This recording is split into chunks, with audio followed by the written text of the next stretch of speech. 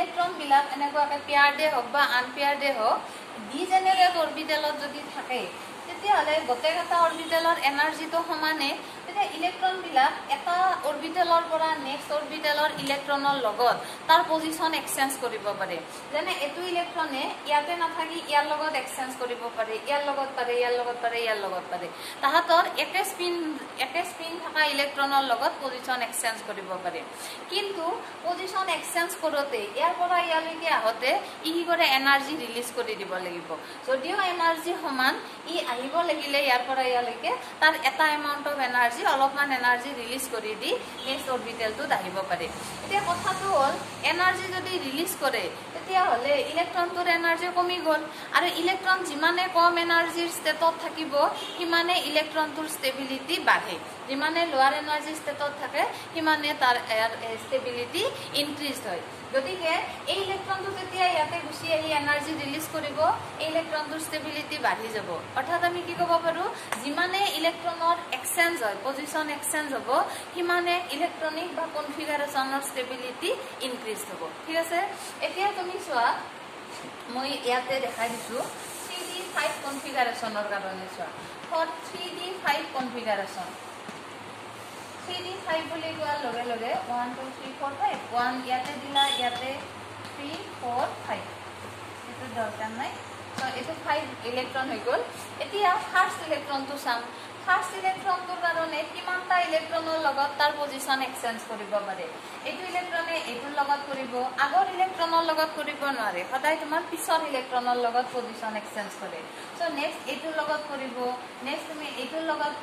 কৰিব আৰু এটোৰ লগত কৰিব সো এই চাৰিবাৰ ইলেক্ট্ৰন এই চাৰিটা পজিশন এক্সচেঞ্জ কৰিব পাৰে চাৰিটা মানে চাৰিবাৰ এনাৰ্জি ৰিলিজ কৰিল তেতিয়া হলে 4 টাইমছ তোমাৰ এনাৰ্জি ৰিলিজ হল মানে ষ্টেবিলিটি বাঢ়িল ঠিক তেনেকৈ এই ইলেক্ট্ৰনটো সেকেন্ড ইলেক্ট্ৰনটো চোৱা সেকেন্ড ইলেক্ট্ৰনটো এই ইলেক্ট্ৰনটোৰ লগত এক্সচেঞ্জ কৰিব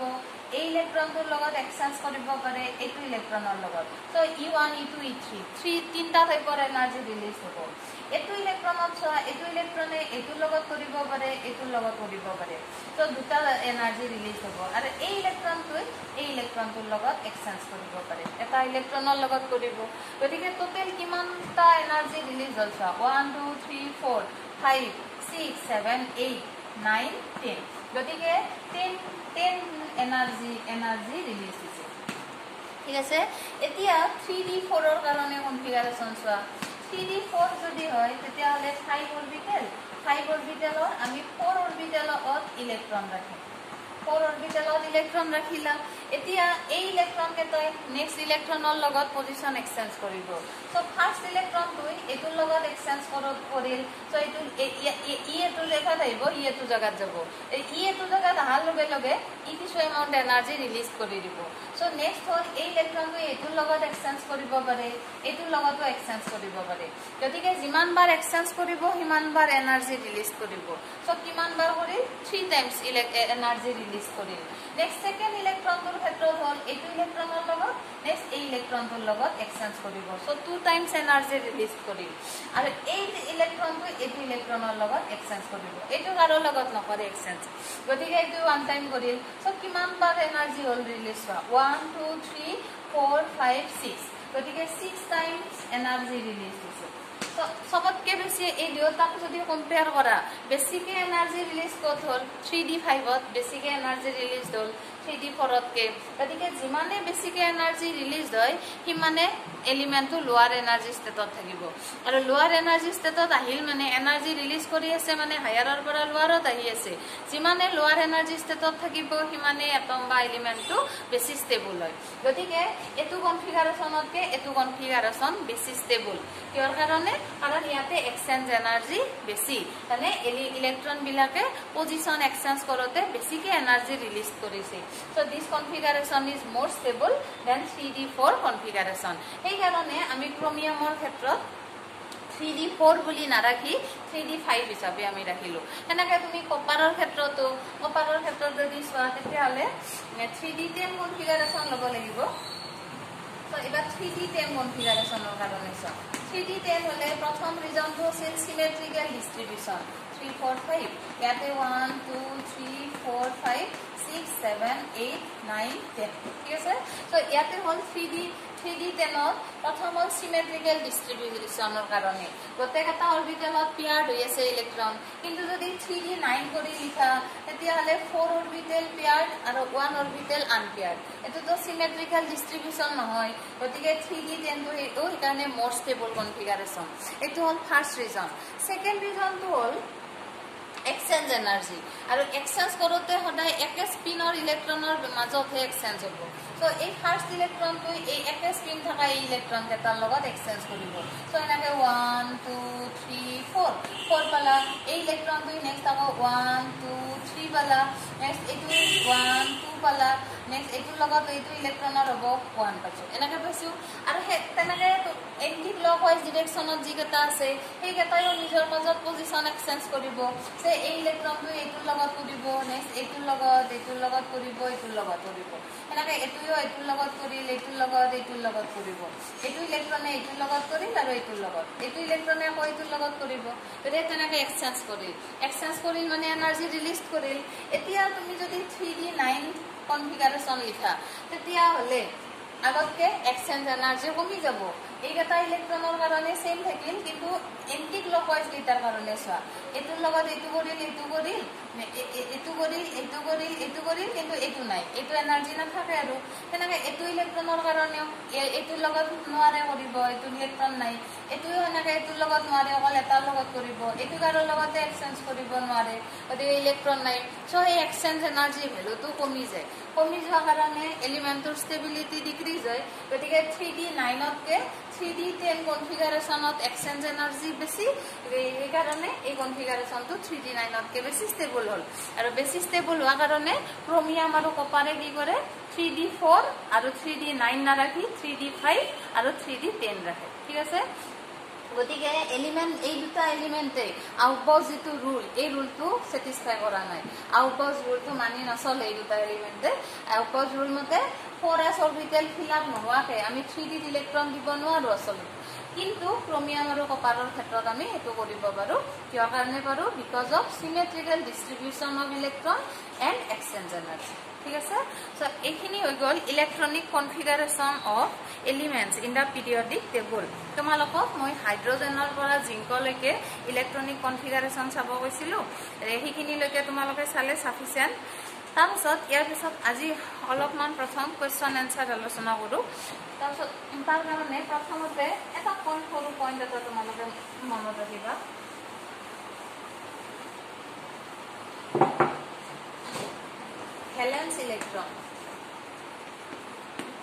Valence electron Zozok electron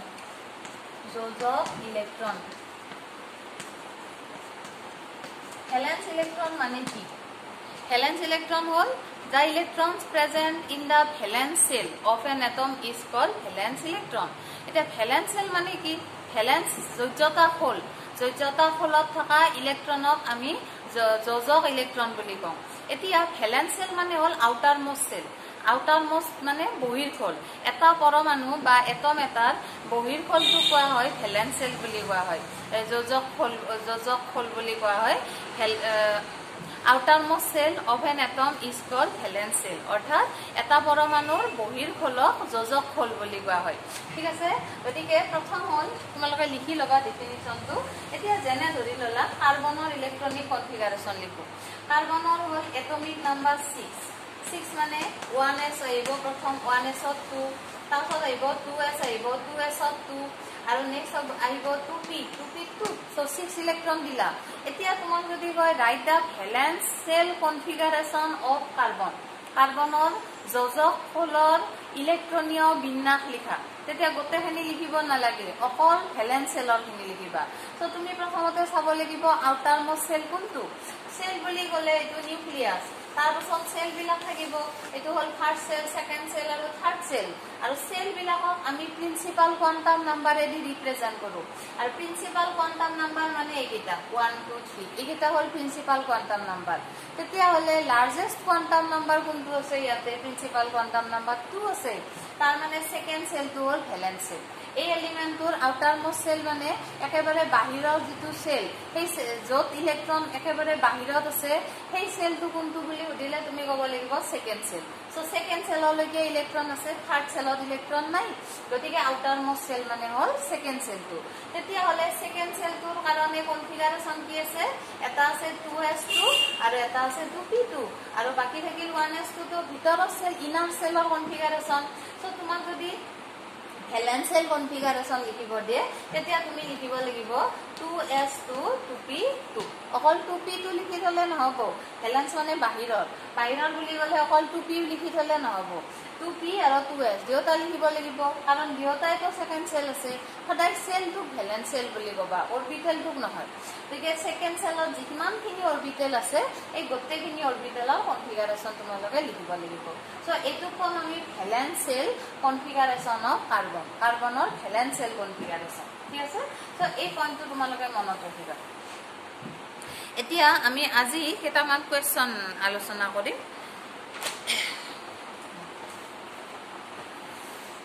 so valence সেলৰ পৰাই আৰম্ভ কৰো ফাৰ্স্ট কোৱেশ্চনটো লিখিবা ৰাইট দা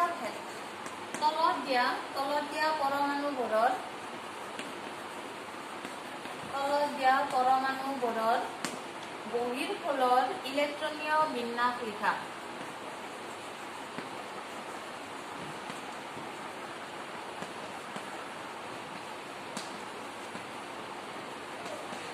তলত দিয়া পৰমাণুবোৰৰ বহিৰ্ফলৰ ইলেক্ট্ৰনীয় বিন্যাস লিখা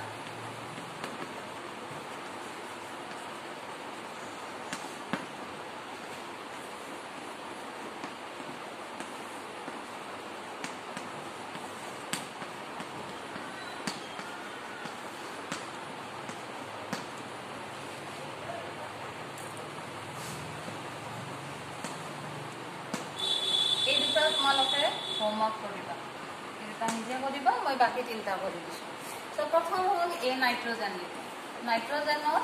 ভ্যালেন্স সেল ইলেক্ট্ৰনিক কনফিগাৰেশন প্ৰথমতে নাইট্ৰজেনৰ কমপ্লিট কনফিগাৰেশনটো তুমি লিখিবা সো নাইট্ৰজেনৰ হল এটমিক নাম্বাৰ হল এটো সাইডত লিখিবা এনসাৰটো নহলে দুটা এনসাৰ হৈ যাব না গতিকে নাইট্ৰজেন বুলি লিখিলা লিখি সাইডত তুমি নাইট্ৰজেনৰ ইলেক্ট্ৰনিক কনফিগাৰেশন লিখা নাইট্ৰজেনৰ হল এটমিক নাম্বাৰ হল 7 হলে 1s2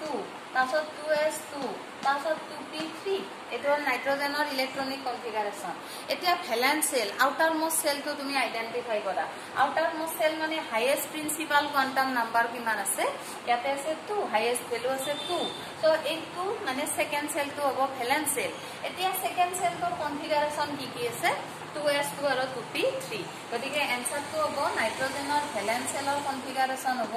2s2 2p3 1s লিখিব নালাগে ঠিক আছে তাৰ পাছত হল বি টো লিখো ক্যালসিয়াম তো ক্যালসিয়ামৰ ভ্যালেন্স সেল কনফিগাৰেশন সাইডত তুমি লিখি লবা প্ৰথম ক্যালসিয়ামৰ হল এটমিক নাম্বাৰ হল 20 মানে এবাৰ আমি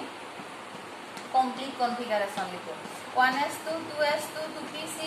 2p ৰ পাছত 3s আহিব 3s ৰ পাছত 3p আহিব 6 18 হৈ গল তাৰ পাছত আহিব 3p ৰ পাছত 4s আহিব 4s আহিব 2 ইলেক্ট্ৰন ম্যাক্সিমাম সো 20 হৈ গল ঠিক আছে এতিয়া তুমি ভ্যালেন্স সেল আইডেন্টিফাই কৰা ভ্যালেন্স সেল হল highest principal quantum number identify কৰা 4s 4 highest principal quantum number so fourth shell তো হল আউটাৰমোষ্ট সেলৰ কনফিগাৰেশন আছে 4s2 গতিকে ক্যালসিয়ামৰ ক্ষেত্ৰত ভ্যালেন্স সেল কনফিগাৰেশন লিখিব দিলে তুমি অকল লিখিবা 4s2 বাকিখিনি লিখিব নালাগে তাৰ পাছত হল নেক্সট হল আইৰণৰ কাৰণে এতিয়া আইৰণৰ কাৰণে ইলেক্ট্ৰনিক প্ৰথম কনফিগাৰেশন লিখো এটমিক নাম্বাৰ হল আইৰণৰ 26 গতিকে 1s2 2s2 2p6 3s2 3p6 4s2 তাছত 3d6 26 ইলেক্ট্ৰন হৈ গল এটো এতিয়া ভ্যালেন্স সেল কনফিগাৰেশন লিখা ভ্যালেন্স সেল হল হাইয়েস্ট প্ৰিন্সিপাল কোয়ান্টাম নাম্বাৰ কিমান আছে ইয়াতে so highest principal quantum number আছে 4 এতিয়া ফোর্থ সেল তো ভ্যালেন্স সেল হ'ব গতিকে 4s2 বুলি লিখিলো ঠিক আছে 4s2 লিখিলা এতিয়া 4s ৰ পিছত নেক্সট আকৌ কি আহিল 3d আহিছে এটো স্কেন্ডিয়ামৰ পৰা যিকেইটা এলিমেন্ট আছে এই এলিমেন্ট কেইটাৰ ক্ষেত্ৰত তুমি চোৱা বাকি কেইটা এলিমেন্টৰ ক্ষেত্ৰত চোৱা যেটো ভ্যালেন্সিয়াল কনফিগাৰেশন এটো একদম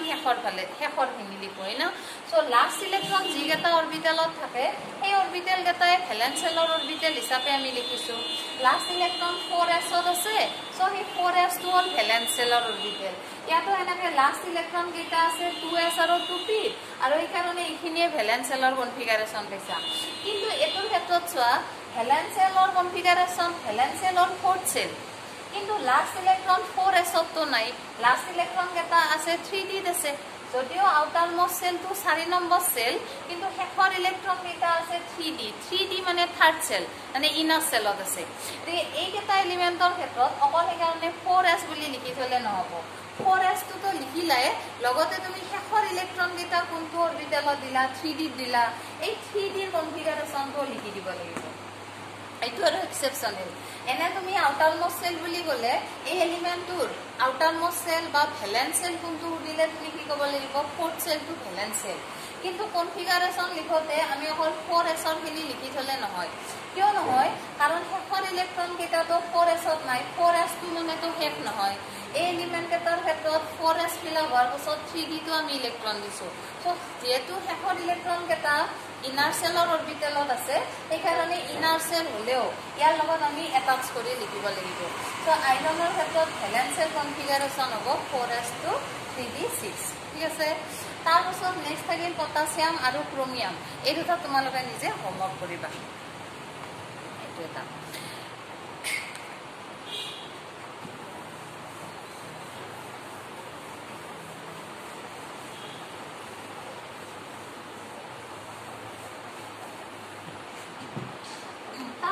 नेक्स्ट आरो এটা क्वेश्चन लिखा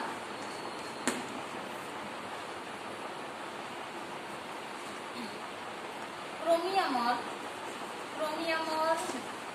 19 नंबर इलेक्ट्रनটোৰ বাবে 19 नंबर इलेक्ट्रनটোৰ বাবে চাৰিটা কোয়ান্টাম সংখ্যা লিখা ক্ৰোমিয়ামৰ 19 সংখ্যক ইলেক্ট্ৰনটোৰ বাবে চাৰিটা কোয়ান্টাম সংখ্যা লিখা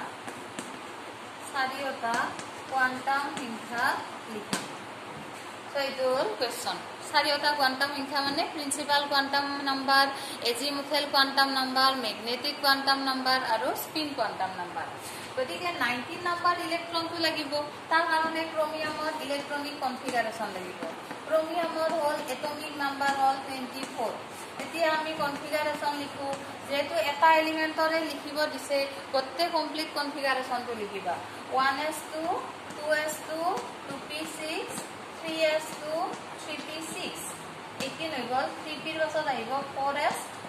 ৰ পিছত আহিব 3d সো 4s টো আৰু 3d 4d তো লাগে আসলতে কিন্তু ক্ৰোমিয়াম আৰু কপাৰৰ এক্সেপশনাল বুলি কৈছিলো নহয় গতিকে তুমি দিব লাগিব 4s 1 3d 5 এতিয়া তুমি 19 নাম্বাৰ ইলেক্ট্ৰনটো কোনটো অৰবিটালত আছে হেতু চোৱা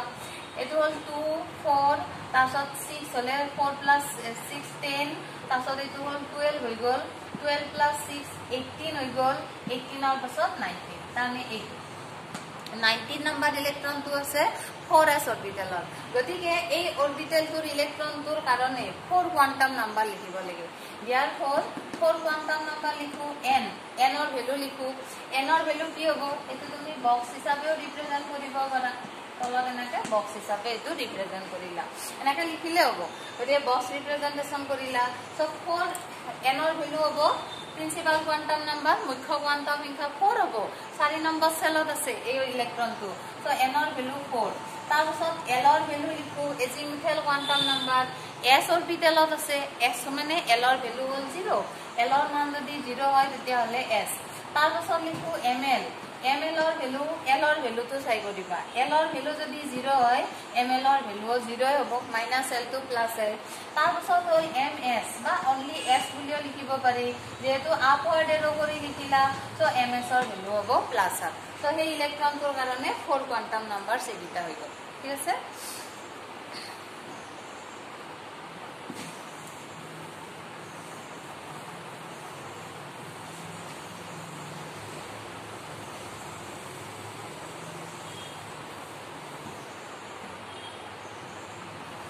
পিছত নেক্সট কোৱেশ্চন লিখা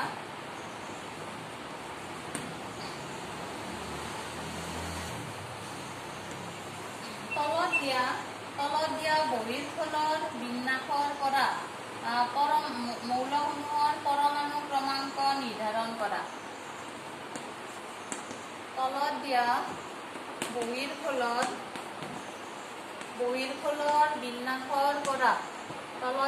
বহিৰ্ফলৰ বিন্যাসৰ পৰা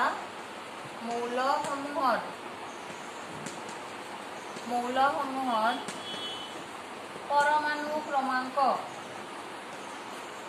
পৰমাণু ক্ৰমাংক নিৰ্ণয় কৰা